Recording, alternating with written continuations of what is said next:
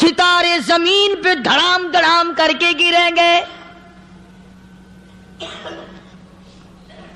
وَإِذَا الْأَرْضُ مُدَّتْ زمین بوریے کی طرح سے لپیٹ دی جائے گی.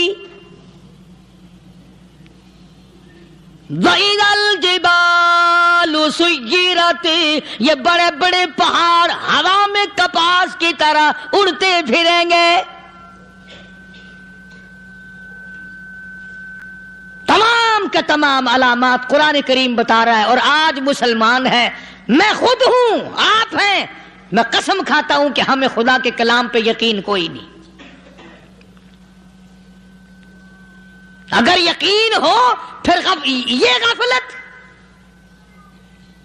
صحابی مدنی کریم صلی اللہ تعالی علیہ وسلم کا ساری رات کروٹیں بدلتا ہے. صبح ہوئی بیٹی نے پوچھ لیا، ابا جان میں ساری رات دیکھتی رہی، آپ کو نیند نہیں آئی، کیا کوئی تکلیف ہے؟ دیکھنے والی بیٹی کے بھی قربان جاؤں، بے چین ہونے والے ابا کے بھی قربان جاؤں. آخر بیٹی بھی جاگ رہی ہوگی تبھی تو دیکھا ہوگا. کہنے لگے ابا میں نے ساری رات کروٹیں بدلتے دیکھا، کیا بات ہے، آج نیند کیوں نہیں آئی؟ فرمایا لختے جگر او نور نظر، او میری بیٹی کل قرآن کریم کی ایک آیت سن کے آیا ہوں، ثم لم یتوبوا فلہم عذاب جہنم ولہم عذاب الحریق.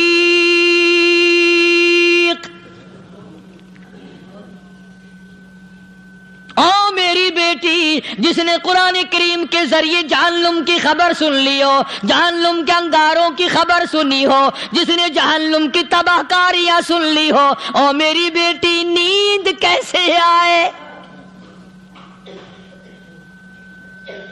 کیسے نیند آئے؟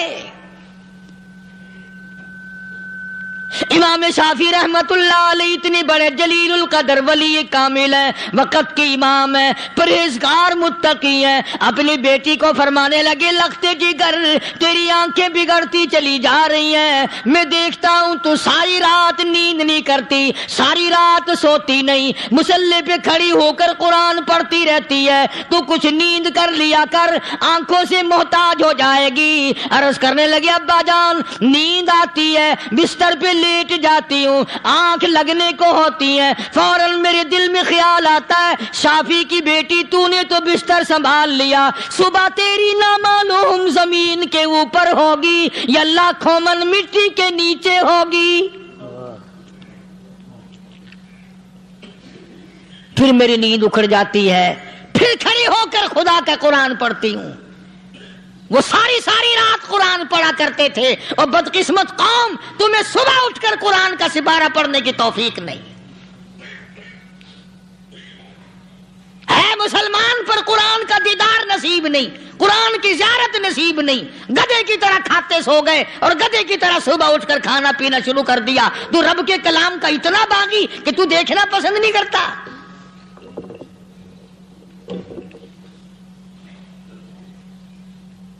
اور دنیا کی چیز اگر گھر میں نہ ہو، ٹھنڈے ٹھنڈے سانس مارتے ہیں عورتیں بھی، ہاں جی اپنی زمین کوئی نہیں نا، اپنی ہاں جی مکان اچھا اپنے پاس کوئی نہیں، فلاں چیز اپنے پاس کوئی نہیں. کبھی کسی نے ٹھنڈا سانس مارا کہ ہم 10 آدمی ہیں گھر کے، ایک آدمی بھی قرآن پڑھنے والا نہیں، ہم سارے کے سارے پتہ نہیں کیسے اکٹھے ہو رہے ہیں. اگر دل میں عظمت ہو، ڈاکٹر ہو، افسر ہو، وزیر ہو، آخر ہے تو انسان، ہے مسلمان، ہے مدنی کریم صلی اللہ علیہ وسلم کا امتی، پھر قرآن سے اتنا دور کیوں ہے؟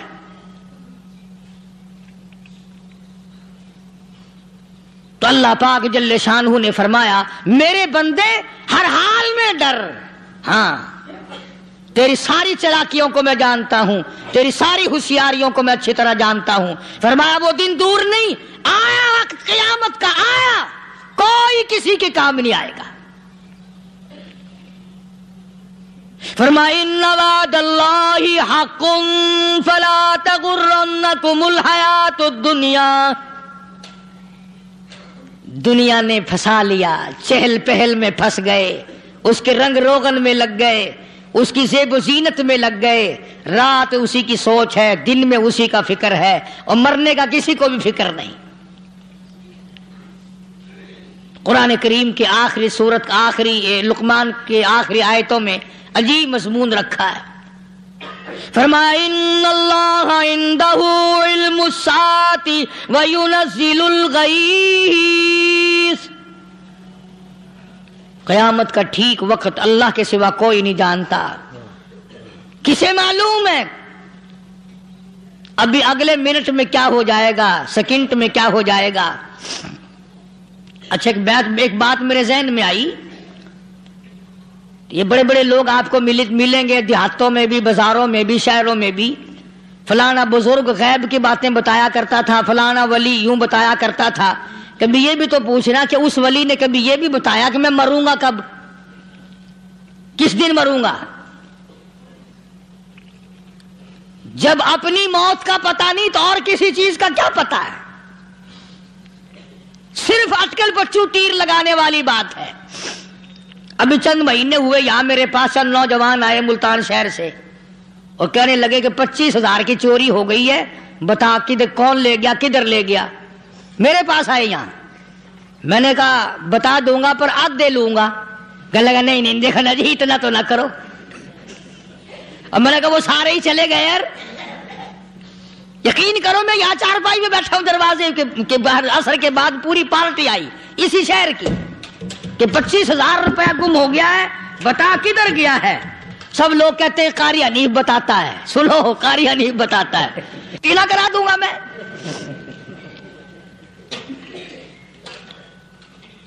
جتنا میں نے انکار کیا میرے سر ہوتے چلے گئے۔ اخیر میں نے بکواس کر دی، میں نے کہا اچھا بتاؤں گا پھر آدھے لوں گا۔ کہنے لگے نہیں،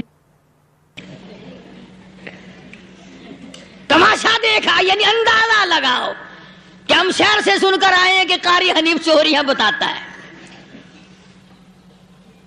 اللہ غنی، کس کو معلوم ہے کہ ابھی کیا ہو جائے گا؟ اللہ پاک نے کسی کو نہیں بتایا۔ فرمایا ان اللہ عندہ علم الساعۃ وینزل الغیث،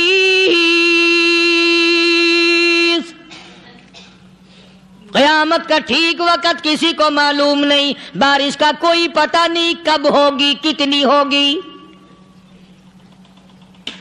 تم ابھی کہہ رہے ہوگے کہ جی محکمہ موسمیات والوں کو پتہ چلتا ہے۔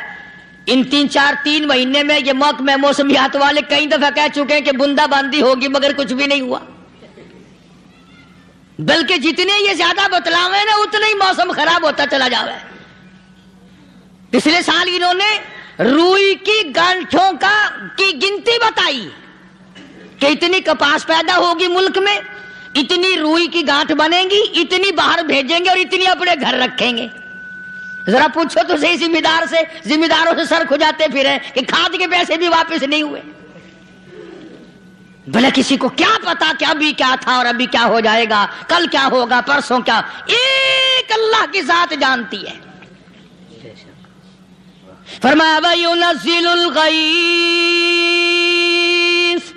کوئی نہیں جانتا بارش کب ہوگی، کتنی ہوگی، کہاں تک ہوگی، کس قدر ہوگی، کس طرف میں ہوگی، کہاں نہیں ہوگی۔ وَيَعْلَمُ مَا فِي الْأَرْحَامِ،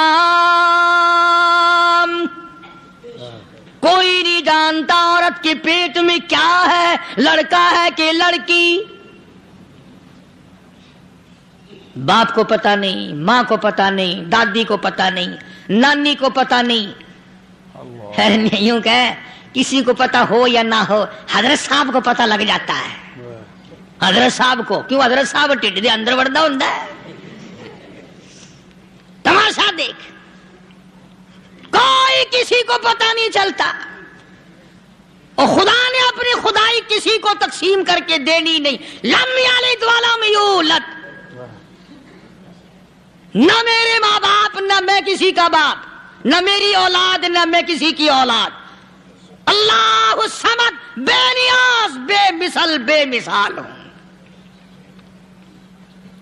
ہمیشہ سے ہوں اور ہمیشہ رہوں گا۔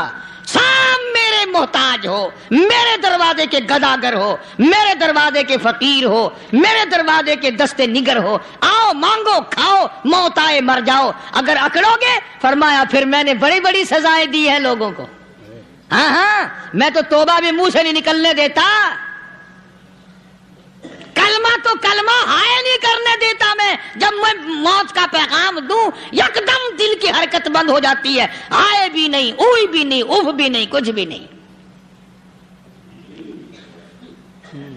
فرمایا وَيَعْلَمُ مَا فِي الْأَرْحَامِ، کسی کو پتہ نہیں عورت کے پیٹ میں کیا چیز ہے۔ دیکھو نا، جس نے 9 مہینے بچہ پیٹ میں رکھا، جب بچہ پیدا ہوتا ہے نا خود ماں بھی کان لگاتی ہے، بتائیں گی لڑکا ہے کہ لڑکی ہے، بےتابی سے انتظار کرتی ہے، بڑی بے قراری سے انتظار کرتی ہے عورت کہ یہ دائی بول لے، کوئی اور پاس والی بول لے، کوئی اور چھوٹی بڑی گھر کی عورت بول کے بتائے کہ لڑکا ہے کہ لڑکی ہے۔ اور جس نے 9 مہینے پیٹ میں رکھا، جب اس کو پتا نہیں تو پرلی طرف بیٹھے ہوئے حضرت صاحب کو پتا کیسے چل گیا؟ وَيَعْلَمُ مَا فِي الْأَرْحَامِ،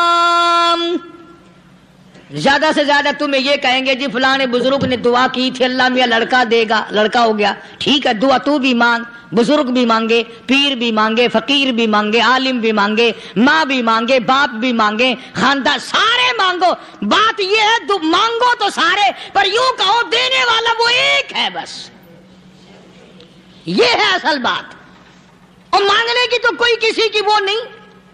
امام الانبیاء محبوب کبریا حضرت محمد مصطفیٰ صلی اللہ تعالی علیہ وسلم سیدہ عائشہ صدیقہ رضی اللہ تعالیٰ عنہ فرماتی ہیں میں سوئی ہوئی تھی، اچانک میری آنکھ کھلی، میں نے کالی کملی والے کو سجدے میں دیکھا، رو رہے ہیں، دعائیں مانگ رہے ہیں، رو رہے ہیں۔ حضرت عائشہ فرماتی ہیں اللہ اکبر، فرماتی ہیں اتنے روئے سرکار مدینہ صلی اللہ علیہ وسلم، سانس رک گیا، سانس گھٹ گیا آپ کا۔ حضرت عائشہ فرماتی ہیں میں اپنا جگر پکڑ کے بیٹھ گئی، کہیں آج بیوہ تو نہیں ہو جاؤں گی۔ نبی نے اتنا مانگا، اتنا مانگا، اتنا مانگا، اس کائنات میں مانگنے والا کوئی آیا ہی نہیں، ہر آن مانگا، ہر لمحہ مانگا، ہر گھڑی مانگا، اور اتنا مانگا۔ میری بات لکھ کے لے جاؤ انشاءاللہ، کچی پکی بات نہیں۔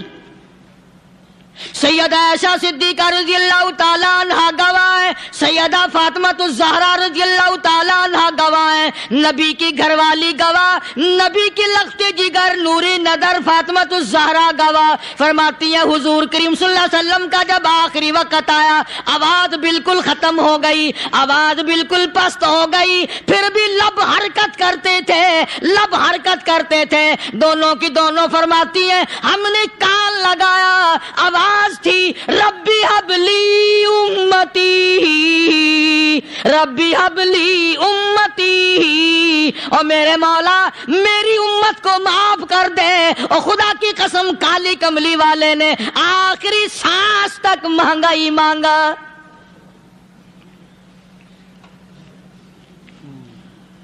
چاہے تیرے لیے مانگا، امت کے لیے مانگا، مگر ہر وقت مانگا۔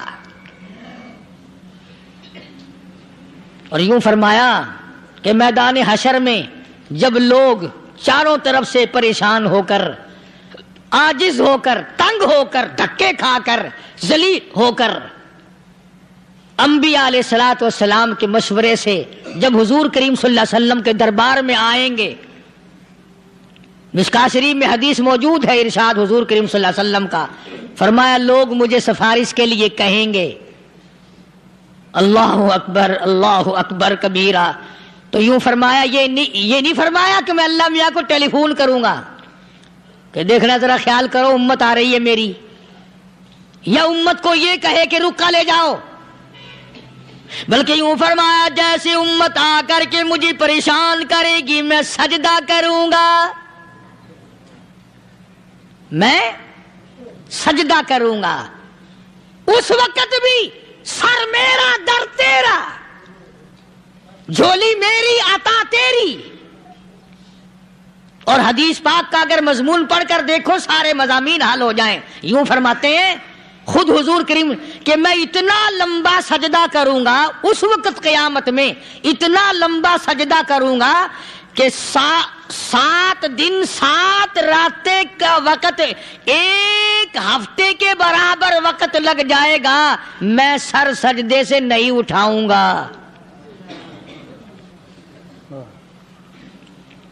اتنا لمبا سجدہ کروں گا کہ 1 ہفتے کی مقدار وقت لگ جائے گا۔ یہ مقدار کیوں فرمایا؟ قیامت کا دن ہے نا، دن ڈھلنا نہیں، چھپنا نہیں، رات آنی ہی نہیں، رات تو ہے ہی نہیں نا، اس لیے فرمایا 1 ہفتے کی مقدار دن لگ جائے گا، وقت ختم ہو جائے گا پورا ہفتے کے برابر۔ اس کے بعد اللہ پاک مجھے فرمائیں گے ارفع راسک یا محمد صلی اللہ علیہ وسلم، میرے محبوب سر اٹھاؤ،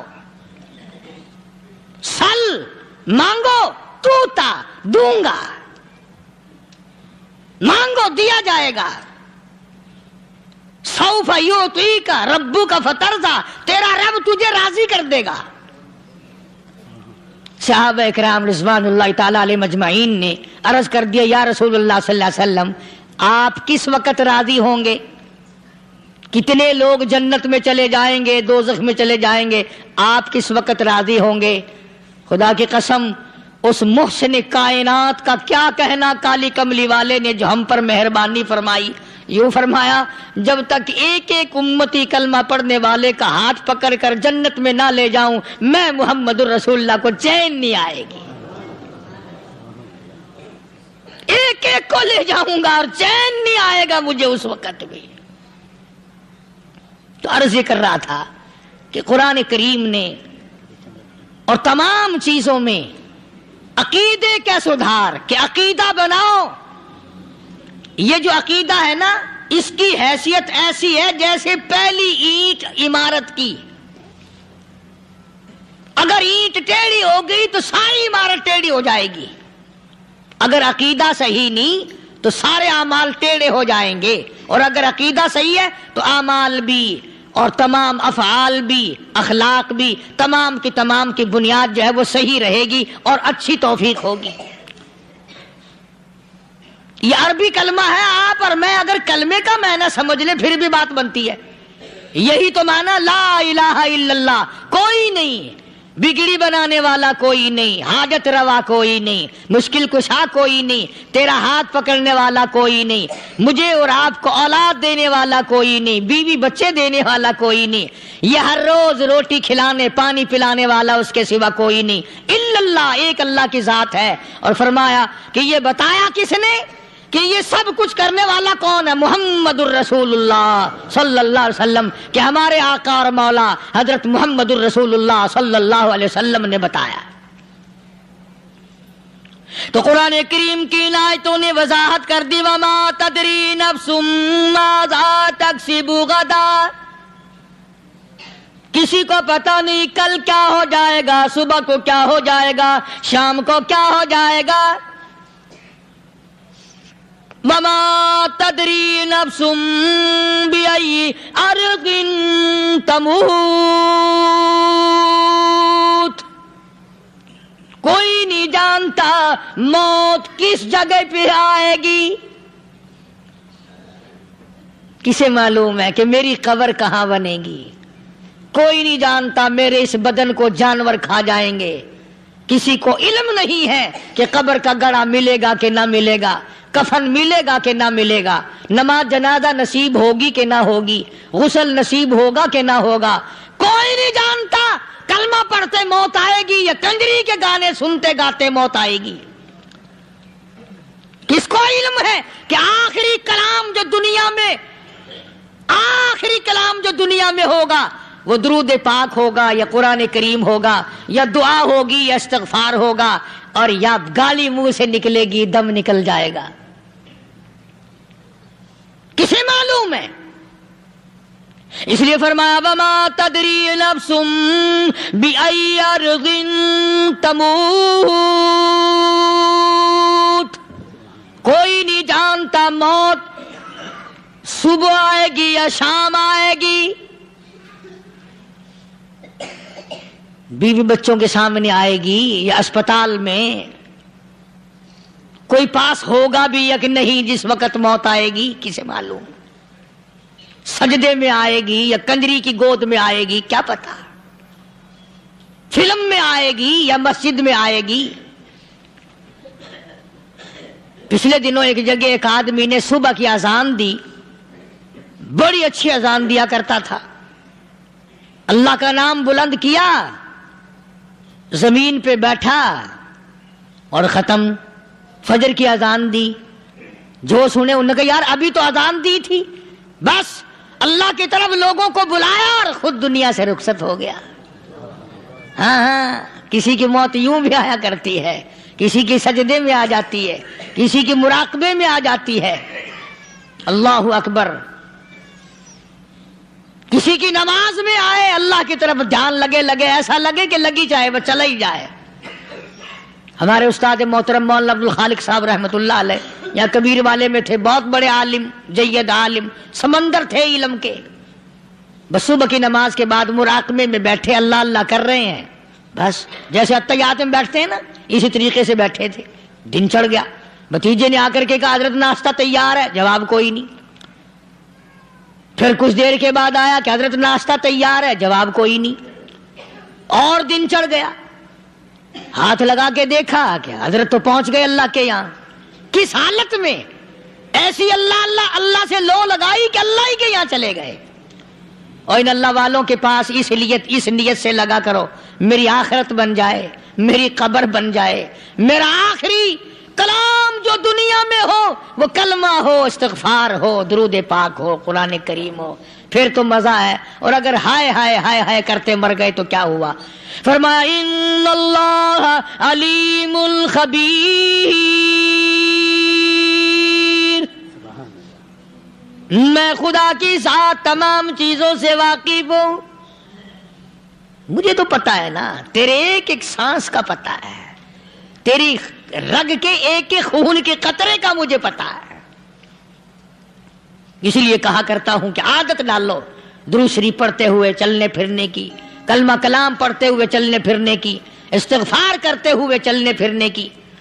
پہلے زمانے میں جب ٹھوکر لگتی تھی تو لوگ سبحان اللہ کہتے تھے، اللہ اکبر، استغفر اللہ۔ اب گالی منہ سے نکلتی ہے، اب گالی منہ سے نکل رہی، گالیاں بکتے ہوئے لوگ مر رہے ہیں۔ حضرت معاذ بن جبل رضی اللہ تعالیٰ عنہ مدینے پاک میں بیمار ہے، آخری وقت ہے۔ صحابہ کی ایسی ایسی موت آیا کرتی تھی، چاروں طرف جتنے گھر والے بیٹھے ہیں، اماں بھی، بیٹی بھی، گھر والی بھی، بہن بھی، بھائی بند بھی، قبیلہ بھی، خاندان بھی، مدینہ شہر ہے، کالی کملی والے کا شہر ہے، حضرت معاذ بن جبل کا آخری وقت ہے۔ چاروں طرف بیٹھنے والے بھی تلاوت کر رہے ہیں قرآن کریم کی، خود معاذ بن جبل بھی تلاوت فرما رہے ہیں۔ اچانک حضرت معاذ رضی اللہ تعالیٰ عنہ رونے لگے، روئے حضرت معاذ۔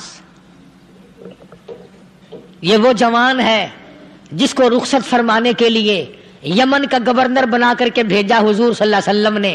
حضور صلی اللہ علیہ وسلم اس کو روانہ فرمانے کے لیے کئی میل پیدل تشریف لے گئے۔ ہاں حضور کے صحابہ۔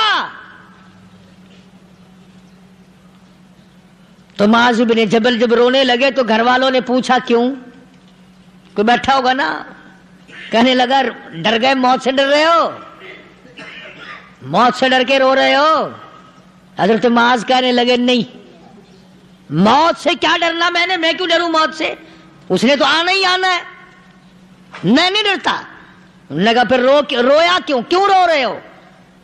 اللہ اکبر۔ صحابی کہتا ہے میرے دل کی تمنا میرے دل میں رہی، میری آرزو پوری نہ ہو سکی، میری حسرت میرے دل میں رہی، میرا شوق پورا نہ ہو سکا، میری آرزو پوری نہ ہو سکی، میری تمنا پوری نہ ہو سکی، بستر پہ موت آ رہی ہے اس لیے رو رہا ہوں۔ اے کاش رمضان کا مہینہ ہوتا، میں روزے دار ہوتا، گرمی کا موسم ہوتا، مجھے سخت پیاس لگی ہوتی، ہوتی, کفار سے مقابلہ ہوتا, میدان جہاد اور جنگ ہوتا, میں کئی کافروں کو قتل کر دیتا, پھر وہ مجھے قتل کر دیتے, میری زبان کاٹ لیتے, میری اللہ کے یہاں پیشی ہوتی, میرا رب مجھ سے پوچھتا میں آج دنیا سے کیا لایا, میں عرض کرتا الہی بولوں کیسے, تیری راہ میں زبان کٹا کے آیا ہوں اور روزہ رکھ کر آیا ہوں, تیرے محبوب کے حوض کوثر کے پانی سے روزہ افطار کروں گا.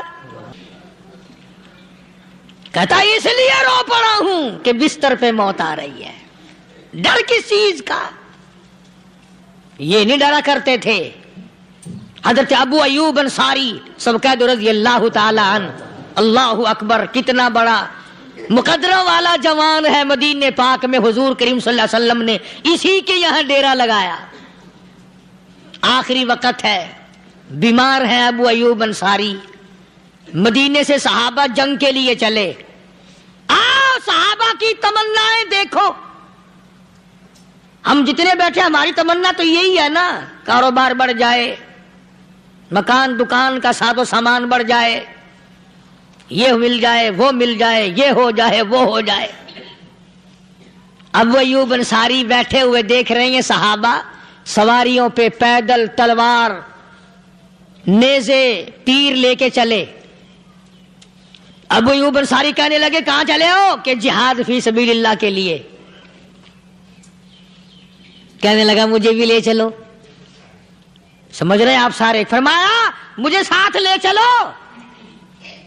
کمال ہے, بیمار آدمی اور جنگ میں بیمار کا کیا کام ہے, کیا کرو گے؟ نگا مہربانی کرو, احسان کرو مجھ پر, مجھے ساتھ لے کے چلو. خدا کے بندے بیمار ہے, کرے گا کیا میدان جہاد میں؟ کہنے لگا تم تو بیمار کی بات کر رہے ہو, مجھے ساتھ لے چلو اونٹ پہ ڈال کر.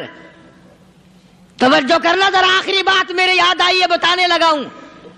ابو ایوب انصاری حضور کا میزبان مدینے والا کہتا ہے میں بیمار ہوں, مجھے اونٹ پہ ڈال کے لے چلو, اور اگر میری راستے میں موت آ جائے پھر بھی میری لاش کو ساتھ لے جانا. جہاں کفر اور اسلام کا جنگ ہوگا, مقابلہ ہوگا, اس میدان میں میری لاش کو پھینک دینا. شاید کسی مجاہد کی سواری کا پیر میرے اوپر آ جائے, میں بھی قیامت میں اللہ کے حضور میں کہوں گا یا اللہ تیرے میدان جہاد سے اٹھ کے آیا ہوں میں بھی. اندازہ لگا ابو ایوب انصاری کی تمناؤں کو دیکھ, حسرتوں کو دیکھ. فرمایا مجھے ساتھ لے چلو, اگر میری موت آ جائے تو لاش کو بھی پھینکنا نہیں, دفن راستے میں نہ کرنا, ساتھ لے چلو, وہاں میدان میں ڈال دینا, اور اسلام کے لیے جو لڑنے والے ہوں, کفر کو مٹانے والے ہوں, ان کے پیر میرے اوپر آ جائے میں کامیاب ہو جاؤں گا. ایک تم ہو جو مسجد میں جھاڑو دینے سے بھی آر کرتے ہو, صف بچھانے میں بھی تمہیں شرم آتی ہے, صف اکٹھا کرنے میں بھی تمہیں شرم آتی ہے, ادھر ادھر کوئی چیز کرنے میں تمہیں کیا معلوم ہے جس وقت قیامت کے دن ان شاہی درباروں کے خادموں کو انعام ملے گا نا, پھر ٹکرے مارو گے, او ہو لو بھائی کمال ہو گیا, ہم تو یوں ہی رہ گئے.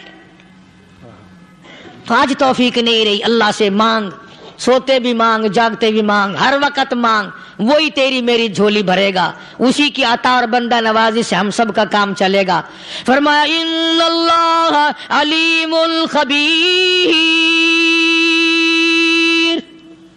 میں تمہاری ضروریات کو بھی جانتا ہوں, ہر چیز کا مجھے پتا ہے. اللہ مجھے اور آپ کو عمل کی توفیق عطا فرمائے. اللہ پاک اپنے فضل و کرم سے ہم سب کو اپنے بندے بنا لے, عقائد اور اعمال کی درستی فرما دے, مرتے وقت ایمان کی دولت عطا فرمائے. وآخر دعوانا الحمدللہ رب العالمین.